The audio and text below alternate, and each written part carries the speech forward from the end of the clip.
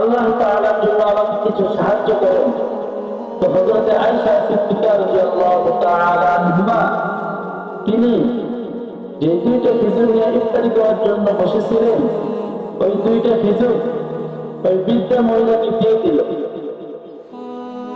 এবং ওই বৃদ্ধা মহিলা যখন ওই দুইটা খেজুর পাইল, পাওয়ার পর ওই বৃদ্ধা মহিলা একটা দৌড় দিয়ে আড়ালের মধ্যে চলে গেল। আয়েশা সিদ্দিকা রাদিয়াল্লাহু তাআলা আনহা পিছন দিকে গেলেন এবং একটু পরে গিয়ে দেখে যে ওই বৃদ্ধা মা তার দুইটা সন্তান, এই যে দুইটা খেজুর নিল, ওই দুইটা সন্তানকে ওই মা ওই দুইটা খেজুর দিয়ে দিল, তাদেরকে খাবার দিল। এবং সন্তানরা বলতেছে যে মা তুমি কি খাবা না? তো ওই মা বলতেছে না রে সন্তান, আমার পেটের মধ্যে ক্ষুধা নেই। হযরত আয়েশা সিদ্দিকা রাদিয়াল্লাহু তাআলা আনহা তিনি যখন এই কথাটা শুনলেন, শোনার পর তিনি যে আল্লাহ রাসূলের জন্য দুইটা খেজুর ঘরের মধ্যে রাখছিলেন, ওই দুইটা খেজুর নিয়ে ওই বৃদ্ধা মহিলাকে দিয়ে দিল।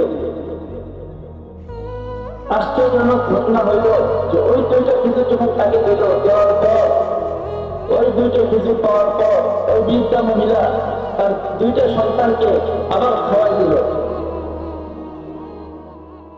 এবং মা বলতেছে, কাঁদতেছে আর বলতেছে যে সন্তান, জানি না তোদের পথের মধ্যে কখন খাওয়া দিতে পারবো, তোরাই খা, আমার পেটের মধ্যে ক্ষুধা নাই। এই যে মা আর সন্তানের মধ্যে যে ভালোবাসা, এই ভালোবাসাটা স্বামী স্ত্রীর বন্ধনের মধ্যে পাওয়া যায় না। এই ভালোবাসাটা বন্ধু বন্ধুর বন্ধনে পাওয়া যায় না। এই যে ভালোবাসাটা, এটা কারোর মধ্যে পাওয়া যায় না, যে ভালোবাসা মা আর সন্তানের মধ্যে পাওয়া যায়।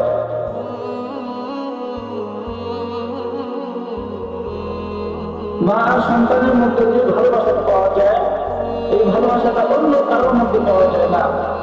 আজকে আমরা মা বাবাকে অনেকেই কষ্ট দিই, অনেকেই মা বাবাকে কষ্ট দিই আমরা।